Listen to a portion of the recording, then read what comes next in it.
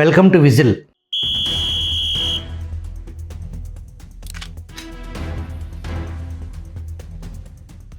Whistle cultural మ్యాగజైన్లో భాగంగా గత శీర్షికలో స్థపతి, పురావస్తు శాస్త్రవేత్త, రచయిత డాక్టర్ ఈమని శివనాగిరెడ్డి గారు భారతదేశంలో ఉన్న అతి చిన్న, అతి పెద్ద శివలింగాల గురించి విజిల్ ప్రేక్షకులకి తెలియజేశారు. రేపు ప్రపంచవ్యాప్తంగా జరుపుకోబోయే వినాయక చవితి పర్వదినాన్ని పురస్కరించుకొని దేశంలో కానీ ప్రపంచంలో కానీ అతి చిన్న, అతిపెద్ద వినాయకుడి ప్రతిమలు ఎక్కడున్నాయి, తెలుగు నేలకు వినాయకుడి విగ్రహాలకు ఉన్న బంధం ఏంటి అని విజిల్ ప్రేక్షకులకి తెలియజేయటం కోసం నాగిరెడ్డి గారు మన స్టూడియోకి వచ్చున్నారు. నమస్కారం నాగిరెడ్డి గారు. నమస్కారం అండి.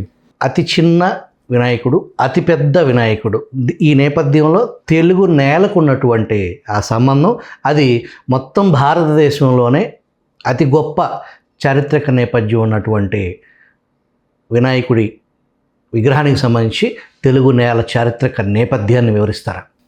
ఇది కూడా వినాయక చవితి అంటే మనం అనుకుంటాం కదా, భాద్రపద చవితి రోజున భారతదేశంలోనే కాదు, భారతీయ సంస్కృతి విస్తరించిన దక్షిణాసియా ప్రాంతంలోనూ, ఇక్కడ విదేశాల్లో ఉన్న తెలుగువారే కాక మిగతా అందరూ కూడా అత్యంత ఉత్సాహంతో వినాయక చవితిని జరుపుకోవటం ఆనవాయితీగా వస్తుంది. స్వాతంత్ర్యానికి పూర్వం జనాన్నంతా జాగృతం చేసి ఒక్కటిగా చేయటానికి, ఐకమత్యాన్ని సాధించటానికి తిలక్ పూణేలో ఒక ఉద్యమాన్ని ప్రారంభించాడు. ఆ ఉద్యమం ఏమిటి అంటే గణేష నిమజ్జనోత్సవం. అలా గణేష్ ఉత్సవాన్ని ప్రారంభించి, అంటే అంతకుముందు ఎప్పటి నుంచో ఉంది, లేకుండా పోలేదు, కానీ దాని ఆధారంగా జనాన్ని జాగృతం చేయడమే ఆయన ఉద్దేశంగా పెట్టుకున్నారు కాబట్టి చాలా అత్యంత ప్రాచుర్యం పొంది ఇవాళ ప్రతి ఊరిలోనూ, ప్రతి వాడలోనూ, వీధిలోనూ, గల్లీల్లోనూ వినాయక విగ్రహాన్ని ప్రతిష్ఠించుకొని వినాయక చవితి సందర్భంగా 9 రోజులు ఆయనకి పూజలు సమర్పించి ఆ చిట్ట చివరి రోజున ఆయన్ని నిమజ్జనం చేయటం ఆనవాయితీగా వస్తుంది. ఇది మన సంస్కృతిలో భాగమైంది.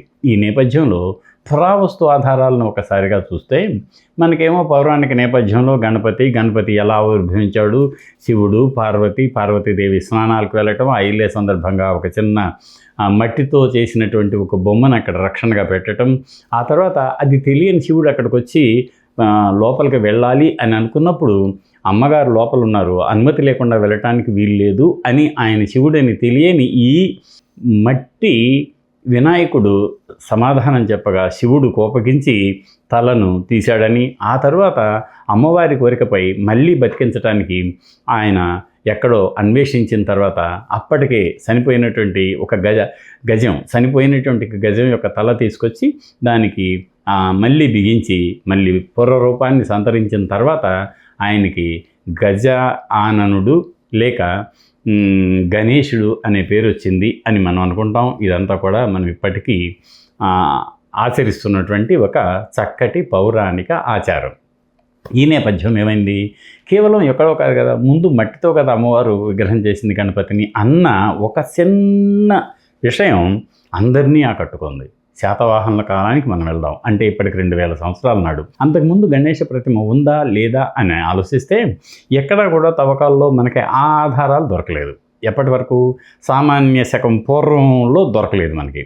కానీ 1వ శతాబ్దానికి సంబంధించినటువంటి అమరావతి బౌద్ధ స్తూపం చుట్టూ ఉన్న రైలింగ్ ఉంది కదా, దాన్ని రాతి కంచె అంటాం. కానీ రాతి కంచె అంటాం పెద్దగా ఇది లేదు, కానీ చుట్టూ ఒక ప్రాకారం లాగా కడతారు కదా రైలింగ్, అది నిలువుగా స్తంభాలు, అడ్డాలు, తర్వాత ఇట్లా. దాంట్లో పైన ఉన్నటువంటి భాగాన్ని ఉష్ణీషం అంటారు. ఆ ఉష్ణీషం మీద ఒక గణముఖం కనిపించింది. గణముఖం అంటే ఏంటి, దాని మీద చాలా ఉంటాయి, మనుషులు ఉంటారు, జంతువులు ఉంటాయి, అనేక రకాల డిజైన్లు ఉంటాయి.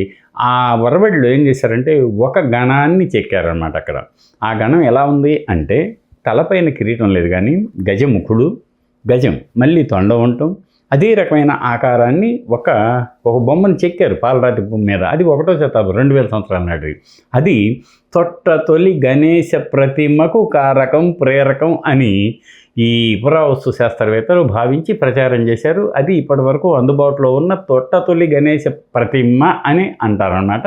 మరి కొంతమంది కాదు, అది గణాలకు సంబంధించింది అని అంటారు. ఏది ఏమైనా కూడా తొలి రూపం అదిగానే ఇప్పటి వరకు కూడా పురావస్తు శాస్త్రవేత్తలు, చరిత్రకారులు, ప్రతిమా లక్షణ పరిశోధకులు భావిస్తున్నారు. ఈ నేపథ్యంలో మరి తవ్వకాల్లో ఎక్కడన్నా బయటకు వచ్చినాయా అని చూస్తే వచ్చాయి. ఎక్కడి నుంచి వచ్చాయి? అది కూడా ఈ శాతవాహనుల కాలం నుంచి వచ్చాయి. శాతవాహనులు అంటే మనకు తెలుసు, క్రీస్తుకు అంటే సామాన్య శకానికి పూర్వం నుంచి సామాన్య శకం 3వ శతాబ్దపు మొదటి పాదం వరకు వాళ్ళు పరిపాలించారు.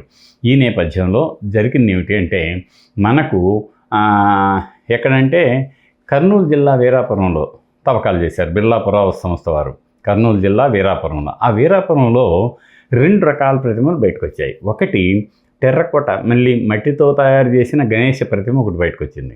మహిషాసురమర్దన ప్రతిమ చాలా చిన్నవన్నమాట. అవి 2వ శతాబ్దం నాటివి. అవి వాళ్ళు మహారథులు అని, వాళ్ళు యాక్చువల్గా శాతవాహనులకు సామంతులుగా ఉండేవారు. ఇక్ష్వాకుల కంటే కొద్ది ముందు కాలం అన్నమాట.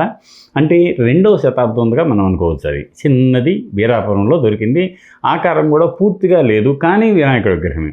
అంటే పెద్ద పొట్ట, విశాలమైన చెవులు, తొండం అవన్నీ కూడా కనిపిస్తున్నాయి. కాబట్టి అది గణేశ అని నిర్ధారించారు టీబీజీ శాస్త్రి గారు. ఆ ప్రాంతాన్ని తవ్వినటువంటి పురావస్తు పరిశోధకుడు. అది మీకు అది ఆ వీరాపురం ఎక్స్కర్షన్స్ అనే రిపోర్ట్లో కూడా ఆ బొమ్మ, దాని స్కెచ్ ఉంది, బొమ్మ ఉందన్నమాట. దాని తర్వాత పురావస్తు శాఖ, అప్పటి పురావస్తు శాఖ సంచాలకులైన డాక్టర్ వివి కృష్ణశాస్త్రి గారు హైదరాబాద్ సమీపంలో ఉన్నటువంటి కీసరగుట్ట, మీకు తెలుసు కదా, ఆ కీసరగుట్ట ఇప్పటికీ రామలింగేశ్వర స్వామి క్షేత్రంగా ఉంది. అక్కడ అనేక శివలింగాలు ఉంటాయి. ఆ తర్వాత ఏమైందంటే దాని పక్కనే, అంటే అదంతా పెద్ద కొండలు, ఒక 2 కొండలు ఉంటాయి. ఒక కొండ మీదేమో ఈ రామలింగేశ్వర స్వామి దేవాలయం ఉంటుంది. ఆ కొండకు ముందు మరో కొండ ఉంటుంది. ఆ కొండకు దిగువన ఒక సరస్సు ఉంటుంది. సరస్సు పక్కనే ఒక స్థావరం ఒకటి ఉంటుంది. ఆ పురాతన స్థావరంలో కృష్ణశాస్త్రి గారు తవ్వకాలు, అంటే ఇప్పటి ఖచ్చితంగా 40 ఏళ్ల క్రితం తవ్వకాలు చేసినప్పుడు అక్కడ సువిశాలమైనటువంటి రాజప్రాసాదం, చుట్టూ ప్రాకారం లోపల మళ్ళీ ప్రసాదం పక్కనే, రాజప్రసాదం పక్కనే ఒక దాదాపుగా వరుసగా 5 దేవాలయాలు ఉన్నటువంటి ఆలయ పునాదులు, చక్కటి అధిష్టానం, శివలింగాలు ఇవన్నీ దొరికాయి కదా. అక్కడ జరుపుతున్న తవ్వకాలలో కూడా ఆశ్చర్యం, మళ్ళీ చిన్న గణేశ, మళ్ళీ చిన్న మహిషాసురమర్దని, ఇంత చిన్న రాతి అమ్మ తల్లి విగ్రహం, అంటే ఎడం వైపేమో నరసింహస్వామి, కుడివైపు శివలింగం 2 ఉంటాయి. ఆశ్చర్యం ఏమిటో దాని అర్థం? అప్పటికే శైవ వైష్ణవ భేదాలు పడసూపాయని, అదిగో ఆ సంఘర్షణను నివారించడం కోసం అమ్మ తల్లి ఇగో ఇద్దరూ సమానులే అన్న సందేశాన్ని ఇచ్చింది అని కొంతమంది చరిత్రకారుల భావన. ఏది ఏమైనా సరే అప్పటి వరకు వెలుగులోకి చూసిన వాటిల్లో కీసరగుట్టలో సామాన్య శకం 5వ శతాబ్దికి చెందిన చిన్న గణేశ విగ్రహం దొరికింది. ఇదిగో ఈ రెండింటి నేపథ్యంలో మళ్ళీ విష్ణుకుండెల కాలానిదే మీకు ఎక్కడంటే సత్తెనపల్లి నుంచి మీరు మాదిపాడు అని ఒక రూట్ ఉంటుంది, కోసూరు. ఆ రూట్లో వెళ్తుంటే మీకు అక్కడ వేల్పూరు అనే ఒక ఊరు ఉంటుంది. వేల్పూరు, దాని పేరే వేల్పూరు. వేల్పూరు అంటే దేవతల ఊరు. అది వేల్పూరు చాలా ఇదిగా ఉంటుంది అన్నమాట. ఆ వేల్పూరులో ఒక శాసనం ఉంది. దాంతో దంతిముఖ స్వామినః అని దంతి ముఖుడు ఎవరు? దంతి అంటే దంతం, అంటే ఏనుగు దంతం కదా. ఏనుగు ముఖుడు ఎవరు? వినాయకుడు. అంటే 4వ శతాబ్దానికి ఆయనకి ఆలయం ఉన్నట్టుగా, ఆయన అర్చిస్తున్నట్టుగా శాసనమే చెబుతుంది అది. సో ఇప్పటి వరకు మనకి ఏంటంటే గణేశుని స్వతంత్రంగా ఆరాధించేటువంటి ఒక విధానం వచ్చింది. దాన్ని గాణాపత్యం అని కూడా తర్వాత కాలంలో పిలిచారు.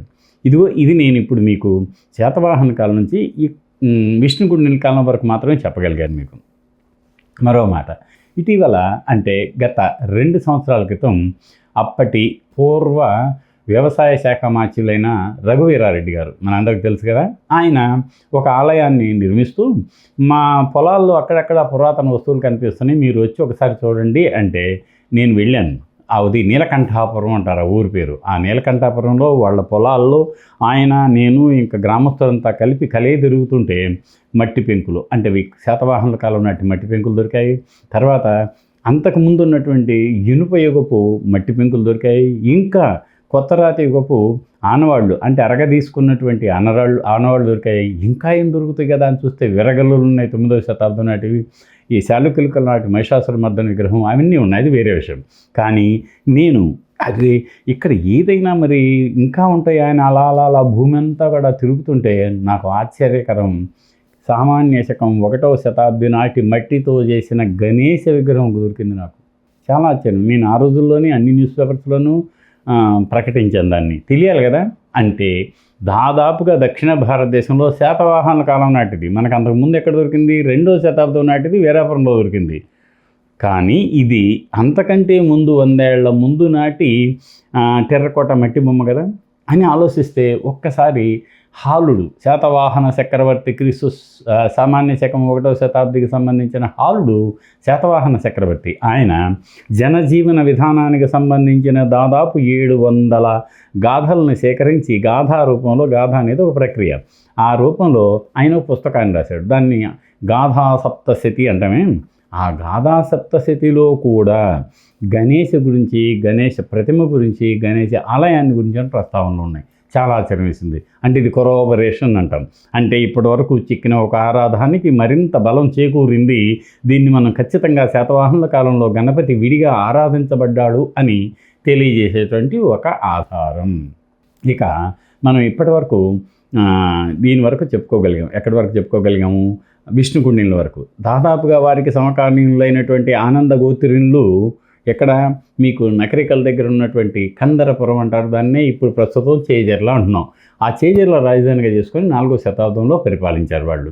ఆ పరిపాలించిన వాళ్ళు ఏం చేశారు తెలుసా? ముందుగా విఘ్న గణపతిని పూజించడం ఆనవాయితీ అన్న ఉద్దేశంతో ఆ శివాలయం ప్రవేశ ద్వారం దగ్గర పాలరాతిలో చెక్కిన పాలరాతిల తర్వాత చక్రం, అంతవరకు బౌద్ధ విగ్రహాలని కూడా అలాగే ఉండేవి. ఇంత ఎత్తైనటువంటి, అంటే దాదాపుగా ఒక 2 అడుగుల ఎత్తున్నటువంటి, 2 చేతులే ఉన్నటువంటి, తలపై కిరీటం లేనటువంటి గణేష ప్రతిమను వాళ్ళు చెక్కించి అక్కడ ప్రతిష్ఠించుకున్నారు 4వ శతాబ్దానికి. ఇదంతా 2 అడుగులు ఎత్తుంది. ఆ తరువాత వేంగి అంటాం. తూర్పు చాళుక్యుల రాజధాని వేగి కదా. ఆ వేగిలో మీకు మళ్ళీ 3.5 అడుగులు, 4 అడుగుల 7వ శతాబ్దం నాటి విగ్రహాలు బయటపడ్డాయి. ఇక తెలంగాణకు వద్దాం. తెలంగాణలో ఊరు వాడ ప్రతి చోట బాదామి చాళుక్యుల కాలపును అనేక శిల్పాలు ఉన్నాయి. వాటిల్లో కొద్దిగా పెద్దది, అంటే దాదాపుగా 5 అడుగులు ఉన్నటువంటి బాదామి చాళుక్య గణేశ విగ్రహం మనకిక్కడ సంగారెడ్డి దగ్గర సింగూరు. ఆ సింగూరు వెళ్తుంటే మీకు మునిమాణిక్యం అనే ఒక ఊరు ఉంది.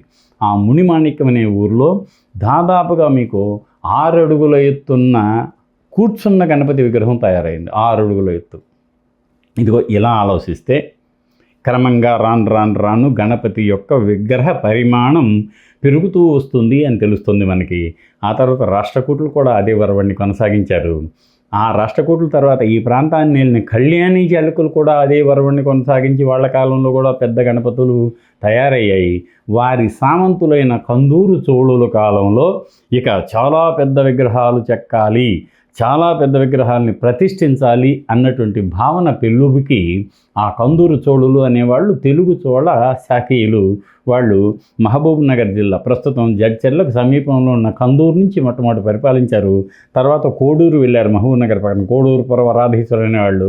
ఆ తర్వాత మళ్ళీ మన నల్లగొండ పక్కనే ఉన్న పాన్గల్ నుంచి పరిపాలించారు. అది వాళ్ళ కాలంలో గణపతికి సంబంధించిన ఒక అద్భుతమైనటువంటి కార్యక్రమం జరిగింది. ఏమిటి అది అంటే, మీకు ఎక్కడికి మన పాన్గల్కి సమీపంలోనే కట్టంగూరు అని ఒక ఊరు ఉంటుంది. ఆ కట్టంగూరుకి ఉదయ సముద్రం నుంచి కాలువ తవ్వుతుంటే పెద్ద వినాయక విగ్రహం బయటకు వచ్చింది. ఏమిట్రా వినాయక విగ్రహం బయటకు వచ్చిందని వాళ్ళంతా మా పురావస్థాక తెలియజేశారు. నేను అప్పుడు 1987 నేను మహబూబ్నగర్లో 88 మర్చిపోయాను, మహబూబ్నగర్లో పనిచేస్తున్నాను. నేను అక్కడికి వెళ్ళి అక్కడే తీసి వాళ్ళు పక్కన పెట్టేశారు కాలువలో. చాలా పెద్దదండి, దాదాపుగా 6 అడుగులు ఉంటుంది. అది మంచి అత్యంత నల్ల శానపురాయిలో హాయిగా చేశారు. మరొక ఆశ్చర్యం తెలుసా, దానికి ముందు ఒక ఎత్తైన అతిపెద్దదైన 3 అడుగుల మూషిక వాహనం కూడా దొరికింది మాకు. అది భారతదేశంలోనే అతిపెద్దది. ఆ వినాయకుడు పెద్దది. ఇది ఒక విలక్షణమైనటువంటి విషయాన్ని కందూరు చోళ్ళు మనకు అందించారు. ఇంకొక విషయం అదే కాలానికి సంబంధించింది దొరికింది. ఎక్కడ అంటే జడ్చర్లకు సమీపంలో గంగాపురం అని ఒక ఊరు ఉంది. గంగాపురం పక్కనే ఆవంచ అనే మరో ఊరుంది. అదిగో ఆవంచల్లో పొలాల్లో పెద్ద రాతి గుండు మీద చెక్కినటువంటి ఒక వినాయక విగ్రహం ఉంది. ఆ విషయం తెలుసుకున్న, అంటే అది అప్పటికే ఉంది, మీకు కపిలవాయులింగమూర్తి గారు, చాలామంది తెలంగాణ పరిశోధకులంతా కూడా దాని గురించి తెలియజేశారు అప్పటికే.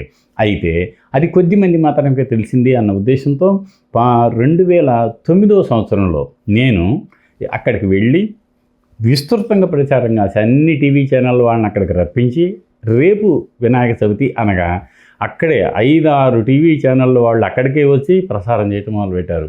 భారతదేశంలోనే అత్యంత ఎత్తైన అతి బృహత్తర గణపతి విగ్రహం తెలుగు నేలపై తెలంగాణలో మహబూబ్నగర్ జిల్లా జడ్చర్ల మండలంలోని ఆవంచలో ఉంది అన్న విషయం అప్పుడు దాదాపుగా భారతదేశం కాకుండా విదేశాల్లో ఉన్న తెలుగువారికి, భారతీయులకు కూడా తెలిసింది. దాన్ని ఆవంచ గణపతి అంటాము. ఆ గణపతి ఖచ్చితంగా 25 అడుగుల ఎత్తుంటుంది. దాని తర్వాత భూమి మీద కొంతవరకు పీఠంగా ఉండేటువంటి ఒక భాగం ఉంటుంది. ఆయన చేతులు కూడా ప్రస్ఫుటంగా, నాలుగు చేతులు కూడా ప్రస్ఫుటంగా కనిపించవు, ఎందుకంటే అప్పుడప్పుడే బాగా రూపుదిద్దుకుంటుంది కాబట్టి. తల మీద కిరీటం కూడా చాలా చిన్నగా ఉంటుంది, కానీ పెద్ద కిరీటం ఉండదు. సో దాని అర్థం ఏమిటంటే అది తొలికాలపు ప్రతిమా లక్షణానికి ప్రతీకగా ఉంది కాబట్టి దాదాపుగా మనం అది 12వ శతాబ్దపు మొదటి భాగానికి చెందిందిగా దాన్ని నేను అనుకున్నాను. ఇదే భారతదేశపు అత్యంత ఎత్తైన గణపతి ఆవంచలో ఉంది. ఆ తర్వాత అనేక మంది పరిశోధకులు, అంటే మన దేవనపల్లి సత్యనారాయణ గారు, శ్రీ రామోజు హరగోపాల్ గారు లాంటి అనేక మంది పరిశోధకులు ఈ విగ్రహం పైన తమ తమ రచనలను ద్వారా చాలామందికి తెలియజేశారు. ప్రస్తుతం దాని మీద కూడా ఆలయం నిర్మించాలని అనేక మంది ముందుకొస్తే నేనేం చెప్పానంటే, కంప్లీట్గా దాన్ని ఆలయంతో మూసే కంటే మరో రకమైనటువంటి, అంటే నలుదిక్కులా ఆ విగ్రహం కనిపించేట్లుగా ఉంటే బాగుంటుంది అన్న విషయాన్ని నేను అప్పటి స్థానిక శాసనసభ్యుడైనటువంటి ఆయన లక్ష్మారెడ్డి గారు, మంత్రిగా కూడా పనిచేశారు ఆయన గతంలో, వారిది అదే ఊరు, వారికి నేను విన్నవించి దాని ప్రాచీనతకు భంగం కలిగించని కట్టడాలను చేపట్టండి, అది కూడా పురావస్తు శాఖ వారిని సంప్రదించండి అని చెప్పి దానికి విస్తృత ప్రచారం కావించటం నేను ఒక అదృష్టంగా భావిస్తున్నాను. భారతదేశ చరిత్రలో, భారత ఉపఖండంలో మొట్టమొదటి శివాలయం తెలుగు నేల మీదే, అదేవిధంగా అతిపెద్ద వినాయకుడి విగ్రహం కూడా తెలుగు నేల మీదే అని విజిల్ ప్రేక్షకుల ద్వారా పురావస్తు శాస్త్రవేత్త, రచయిత డాక్టర్ ఈమని శివనాగిరెడ్డి గారు విజిల్ ప్రేక్షకుల కోసం వెల్ డీటెయిల్డ్గా చెప్పడం జరిగింది. మరొక ఎపిసోడ్లో మరొక చారిత్రక నేపథ్యం విషయంతో మీ ముందుకు వస్తాం. Thank you very much Nagireddy. Thank you sir. Thank you.